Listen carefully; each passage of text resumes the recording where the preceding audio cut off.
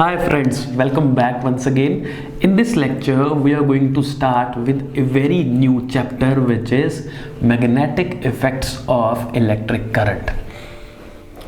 तो बहुत ज़्यादा इम्पॉर्टेंट चैप्टर है। हम इलेक्ट्रिसिटी पढ़ चुके हैं, बस वो हमारा बेस बन गया। अब हम आगे की ओर हमारी जो गाड़ी है वो चल पड़ी है, बस आप ये मान लीजिए।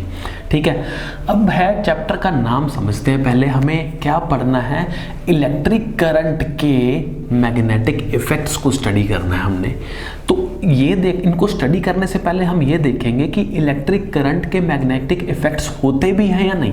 अगर होते हैं तो हमें कहाँ किस किस तरीके से वो देखने को मिलते हैं और हम उनको कैसे यूटिलाइज कर सकते हैं हमारी डेली लाइफ में। ठीक है, तो समझते हैं। पहले बिल्कुल बेसिक पे काम करेंगे, फिर बढ़ेंगे आगे। सबसे पहले याद रखिए बच्चा पार्टी,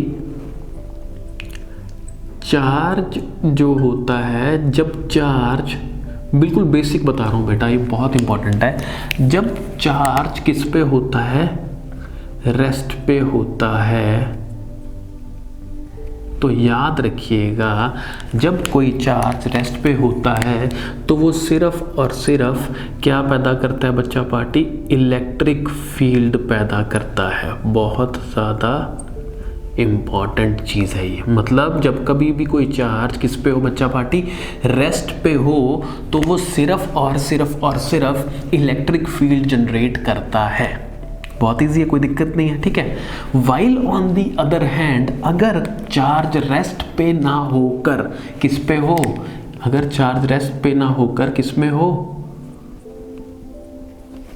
मोशन में हो। किस में हो बच्चा पार्टी, मोशन में हो, मतलब चल रहा हो। ठीक है, उस केस में चार्ज क्या करता है, बहुत ज़्यादा इंपॉर्टेंट, ध्यान से सुनना। उस केस में चार्ज इलेक्ट्रिक फील्ड के साथ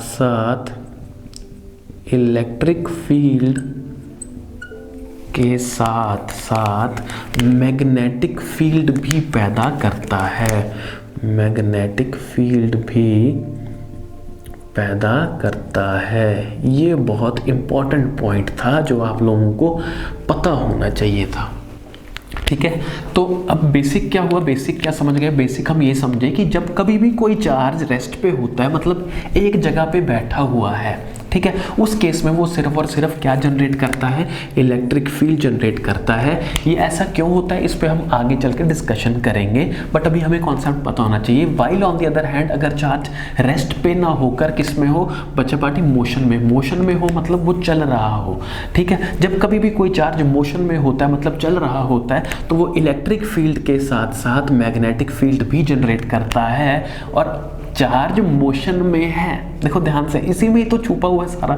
इस चैप्टर का जो पूरा नाम है, जो काम है इस पूरे चैप्टर का, वो इसी चीज़ में छुपा हुआ है। चार्ज मोशन में है। देखो हमने कहा कि जब चार्ज मोशन में होता है तो वो इलेक्ट्रिक फील्ड के साथ साथ मैग्नेटिक फील्ड भी जनरेट करता है। इसके अंदर एक बहुत इंपॉर्टेंट चीज़ छुपी हुई है।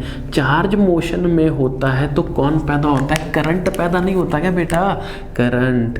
ठीक है, तो अल्टीमेटली हमने क्या प्रूव किया, यहाँ पे क्या देखा हमने, क्या फाइंड आउट किया कि जो करंट होता है वो इलेक्ट्रिक फील्ड के साथ साथ मैग्नेटिक फील्ड भी पैदा करता है। इसी वजह से ही तो इस चैप्टर का नाम ही क्या है, इलेक्ट्रिक करंट के मैग्नेटिक इफेक्ट्स। इलेक्ट्रिक करंट के मैग्नेटिक इफेक्ट्स कैसे होते हैं, क्योंकि चार्ज जब मोशन में होता है तो इलेक्ट्रिक फील्ड के साथ साथ वो मैग्नेटिक फील्ड भी पैदा करता है, जनरेट करता है। और चार्ज मोशन में मतलब कौन पैदा हो रहा है, करंट पैदा हो रहा है। करंट क्या पैदा कर रहा है, इलेक्ट्रिक फील्ड और मैग्नेटिक फील्ड दोनों। So this is all for this lecture guys. See you very soon in the very next lecture. Till then, thank you so much.